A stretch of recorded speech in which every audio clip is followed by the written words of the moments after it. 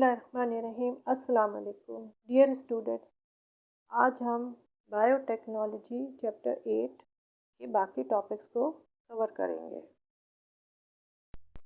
हम ये पहले भी पढ़ चुके हैं कि दो तरह की रेस्पिरेशंस होती हैं, एरोबिक एंड एनएरोबिक। कुछ लिविंग ऑर्गेनिज्म सिर्फ और सिर्फ ऑक्सीजन की मौजूदगी में ही एटीपी बना सकते हैं, यानी कि जब ग्लूकोज को यूटिलाइज करते हैं तो उनको ऑक्सीजन चाहिए होता है एटीपी बनाने के लिए। जबकि कुछ लिविंग थिंग्स एनएरोबिक रेस्पिरेशन करते हैं और इनफैक्ट वो ऑक्सीजन की प्रेजेंस में एटीपी नहीं बना सकते, बल्कि ये कि उनकी ग्लूकोज को यूटिलाइज करते हुए वो एटीपी बनाते हैं बगैर ऑक्सीजन के। लेकिन कुछ माइक्रो ऑर्गेनिजम्स दोनों तरीके से एटीपी बना सकते हैं, यानी कि एरोबिक और एनएरोबिक दोनों तरीके इस्तेमाल कर सकते हैं। जो ऑर्गेनिजम्स एनएरोबिक रेस्पिरेशन कर सकते हैं उनके ज़रिए फर्मेंटेशन का प्रोसेस होता है।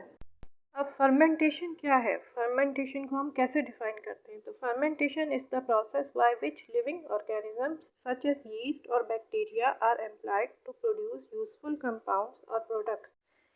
इसको हम उर्दू में खमीर लगाना या खमीर शुदा भी कहते हैं।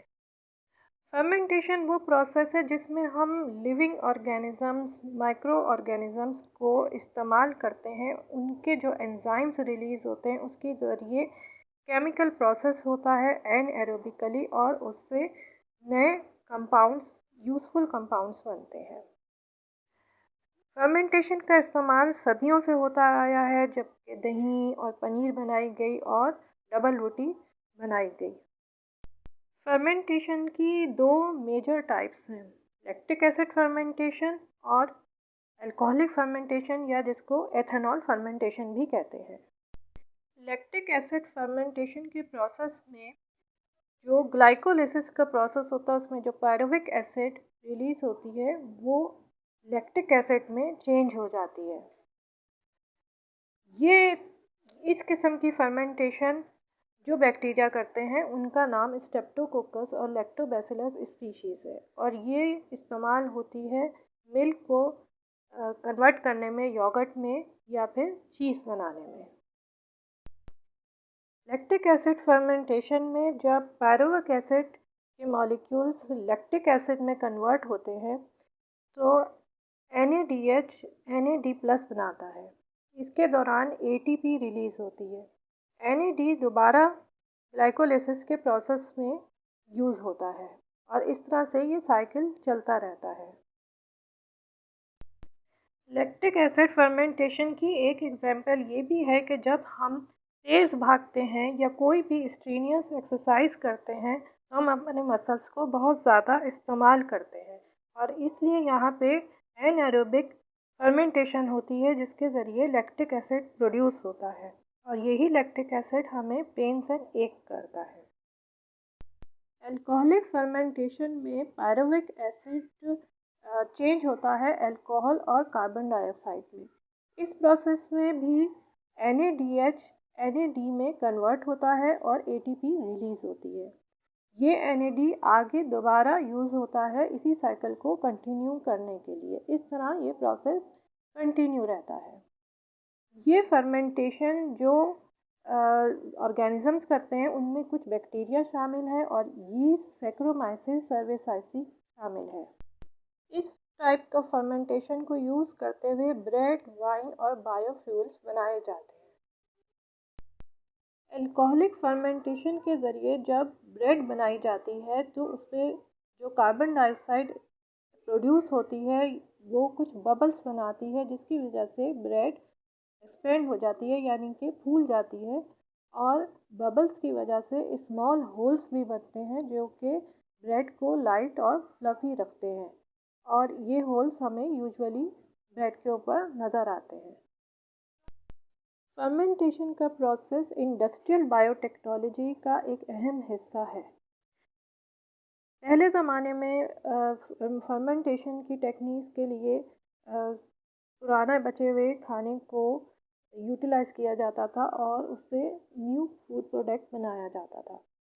लेकिन अब एक बड़े पैमाने पे और माइक्रो ऑर्गेनिजम्स को ग्रो किया जाता है ताकि यूज़फुल प्रोडक्ट्स बनाया जा सके एक बड़े पैमाने पे, यानी कि ये एक इंडस्ट्री की शक्ल इख्तियार कर गया है। जैसे चीज़ है, योगर्ट है, पिकल्स हैं, सॉसेजेस हैं, सोया सॉस है, बियर, वाइन्स और स्पिरिट।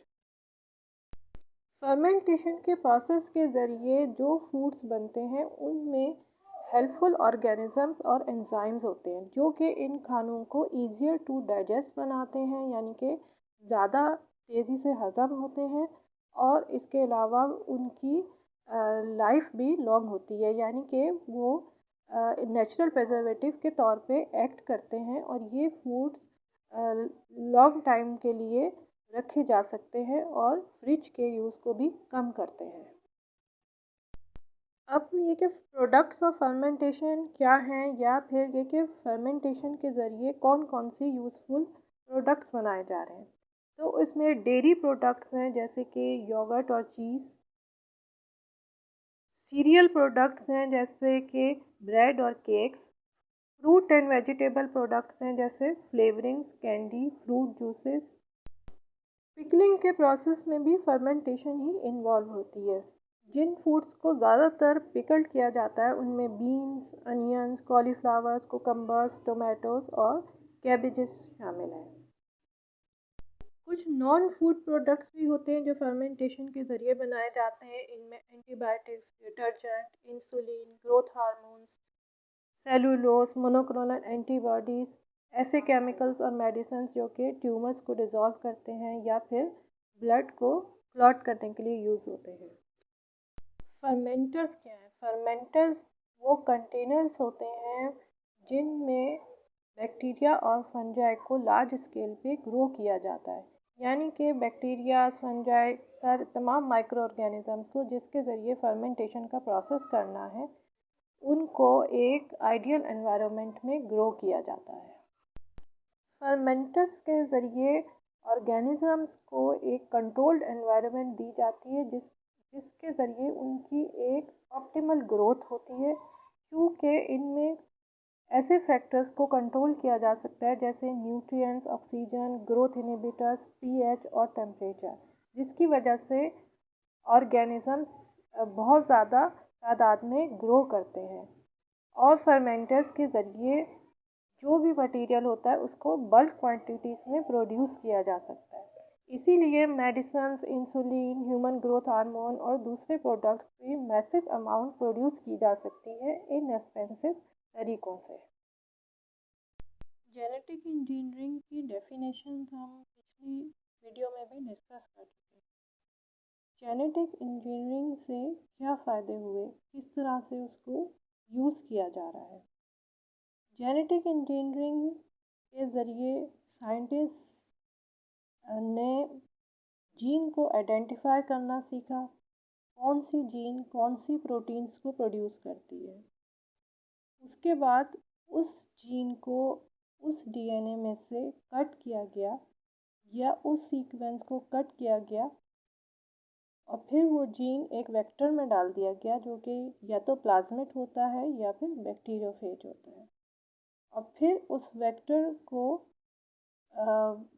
होस्ट सेल्स में ले जाने के लिए पहले एक बैक्टीरिया में डाला गया जैसे ई कोलाई है, और फिर ये बैक्टीरियाज कल्चर में ग्रो हुए और फिर उनके सेल्स ने डिज़ायर्ड प्रोटीन सिक्रीट की या प्रोड्यूस की उस जीन की एक्टिवेशन की वजह से।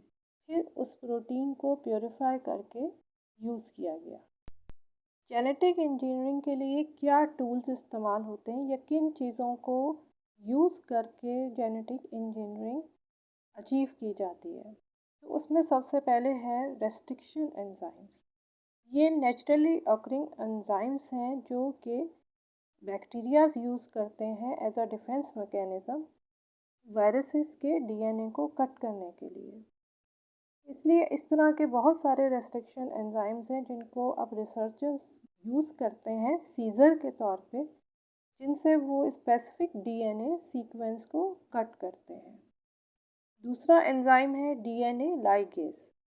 ये एंजाइम भी नेचर में प्रोड्यूस होता है सेल्स के अंदर, जिससे डीएनए जब उसमें कोई टूट फूट हो जाए तो उनको रिपेयर करने के लिए साइंटिस्ट इसको यूज़ कर रहे हैं कि न्यू जीन्स को डीएनए में पेस्ट करने के लिए यूज़ किया जा रहा है। इसके अलावा डीएनए वेक्टर है, इसमें प्लाज्मिड्स हैं और बैक्टीरियोफेजेस हैं, जिनको खाली फेजेस भी कहा जाता है। वेक्टर से मुराद ये कि जीन ले जाने वाले। Plasmids circular units of DNA होते हैं जो कि बैक्टीरियाज में प्रेजेंट होते हैं, लेकिन वो बैक्टीरिया के न्यूक्लियर डीएनए से अलग होते हैं। और ये सर्कुलर यूनिट्स ऑफ डीएनए को इंजीनियर किया जा सकता है ताकि वो हमारी मर्ज़ी की जीन्स को कैरी करें, यानी कि इनको काट के इनके अंदर दूसरा डीएनए सीक्वेंस इंसर्ट किया जाता है और फिर वो बैक्टीरिया में दोबारा डाला जाता है। और जब बैक्टीरिया की कॉलोनीज बनती हैं तो उसके साथ ही ये डीएनए भी रेप्लिकेट हो जाता है। बैक्टीरियोफेजेस, जिनको फेजेस भी कहा जाता है, ये वायरसेस होते हैं जो बैक्टीरियाज को इन्फेक्ट करते हैं। इनके ज़रिए भी डीएनए सीक्वेंस को एंटर किया जा सकता है इनटू द बैक्टीरिया, और इस तरह से जेनेटिक इंजीनियरिंग में बैक्टीरियोफेजेस का इस्तेमाल होता है। जब डिफरेंट डीएनए के सेगमेंट्स को कट और पेस्ट किया जाता है और न्यू सीक्वेंसेस बनाए जाते हैं तो जो रिजल्टेंट डीएनए बनता है उसको रिकम्बिनेंट डीएनए कहते हैं। जब इस रिकम्बिनेंट डीएनए को सेल्स में डाला जाता है या बैक्टीरिया में डाला जाता है, बैक्टीरिया सेल में, तो उस सेल को जीएमओ या जेनेटिकली मॉडिफाइड ऑर्गेनिज्म या ट्रांसजेनिक सेल्स कहा जाता है। ये जो जीएमओ होते हैं ये उस रिकम्बिनेंट डीएनए की वजह से डिज़ायर्ड प्रोटीन जो हमें चाहिए है, जिस प्रोटीन्स के लिए हमने डीएनए सीक्वेंस चेंज किया, वो प्रोटीन मैन्युफैक्चर करते हैं या वो प्रोटीन बनाते हैं। जेनेटिक इंजीनियरिंग की वजह से हमने बहुत सी चीज़ें अचीव की हैं, बहुत सी चीज़ें बनाने में कामयाब हो सके हैं, जैसे कि वैक्सीन्स हैं, मोनोक्लोनल एंटीबॉडीज़ हैं, इंटरफेरॉन्स और इंटरल्यूकिन्स हैं, क्लॉटिंग फैक्टर्स है, एरिथ्रोपोइटिन है, रिकॉम्बिनेंट वैक्सीन्स हैं, रिकॉम्बिनेंट ह्यूमन प्रोटीन्स हैं, ह्यूमन ग्रोथ हार्मोन्स हैं। इसमें new synthetic vaccine foot and mouth disease के लिए भी क्रिएट की गई इसी जेनेटिक इंजीनियरिंग की वजह से। उसमें वायरस जीनोम लिया गया और उसकी ऐसी डीएनए कॉपीज़ बनाई गई जो कि ऐसी प्रोटीन्स को कोड करती हैं, यानी कि ऐसी प्रोटीन बनाती हैं जिससे डिज़ीज़ नहीं हो सकती लेकिन डिज़ीज़ प्रिवेंशन हो सकती है। बेसिकली जितनी भी वैक्सीन्स होती हैं उनका तरीका यही होता है कि वो इस तरह की प्रोटीन्स या कोड्स बनाते हैं, डीएनए कॉपीज़ बनाती हैं, जिससे हार्मफुल प्रोटीन सिक्रीट नहीं होती बल्कि हार्मलेस प्रोटीन्स बनती हैं जो कि बॉडी को नुकसान नहीं देती बल्कि इम्यूनिटी बढ़ाने में मदद देती हैं। इसी तरह कोक्सीडियोसिस के ख़िलाफ़ भी वैक्सीन बनाई गई और ट्रिपेनोसोमियासिस या स्लीपिंग सिकनेस की भी ट्रीटमेंट हम कर सके जेनेटिक इंजीनियरिंग की वजह से। इसके अलावा डायरेक्ट जेनेटिक थेरेपी भी इंट्रोड्यूस कराई गई, यानी कि genetic makeup of an individual को चेंज कर देना, उसके अंदर जो भी डिज़ीज़ कॉजिंग जीन है उसमें चेंजेस ले आना ताकि उस डिज़ीज़ को ट्रीट किया जा सके। इसके अलावा ह्यूमंस को क्लोन करके बेटर इंडिविजुअल्स बनाने की भी कोशिश की गई, लेकिन ये सब इन प्रोसेस है।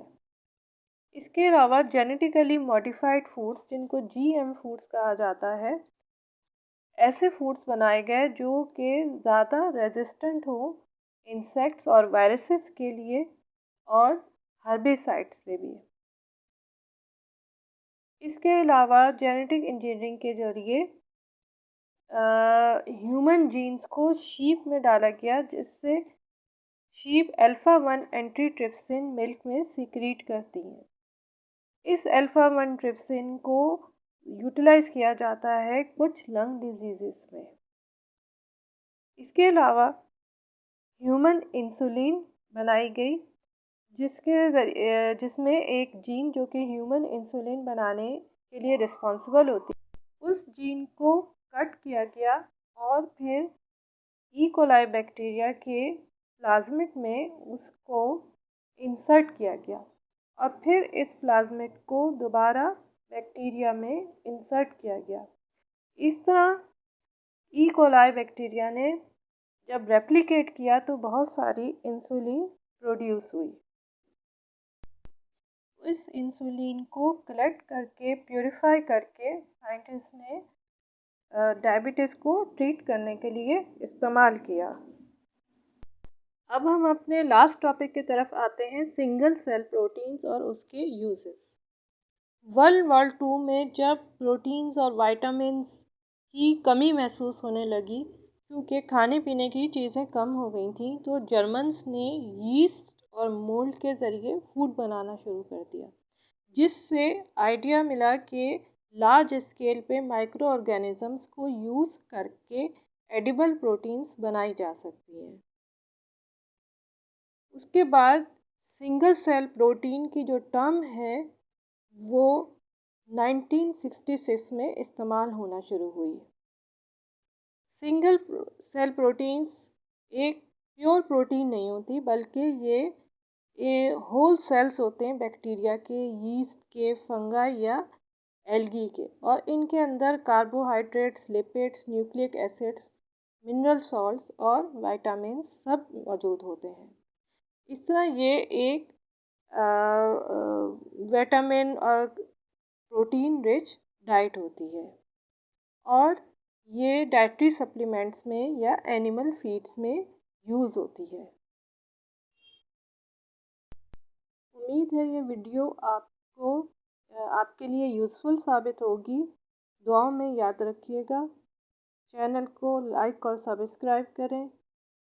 अल्लाह हाफ़िज़।